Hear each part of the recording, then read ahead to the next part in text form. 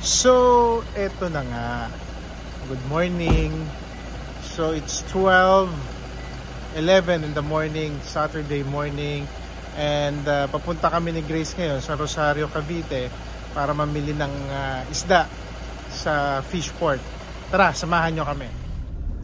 So, yan na po. Palabas na kami ng village. At dito kami ngayon, papunta dito sa sa Aguinaldo Highway. Sa oras na 12:15, madami pa rin sasakyan, mga motor, truck. Ay, ang laki. Makikita nyo yung truck na dadaan na malaki. May D40 dala. Ayan. May isa pa. Ayaw nila magpadaan.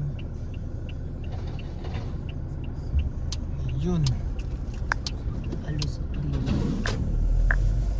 So ganyan po kaliwanag ngayon ng Aguinaldo Highway dito sa may Anabu. Ayan po.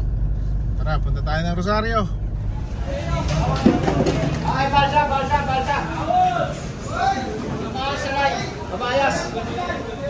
Kabayas, sir.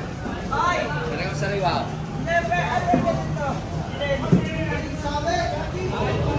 Yan o, yung mga isda dito.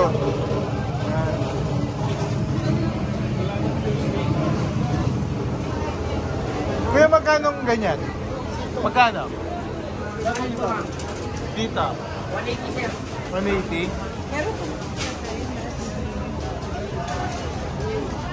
So, yan na nga.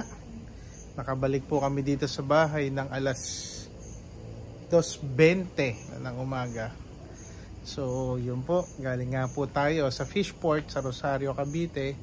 And ang hirap pala ng trabaho din ng mga mag-iisda, yung mga tindera ng isda sa palengke, kasi they have to wake up at early in the morning para humango ng kanilang paninda, and then ibebenta nila, and then yun. So nakakatuwa yung experience po doon sa Fishport. Daming isda. Hindi nga lang nakapag-video masyado kasi siksikan, maputik. Ayun po. So bye bye for now. Maglilinis muna kami ni Grace ng isda, and then after matutulog. Bye for now. To God be the glory. Happy weekend. Yan na po. Inuhugasan na yung mga hipon. Yan, dami.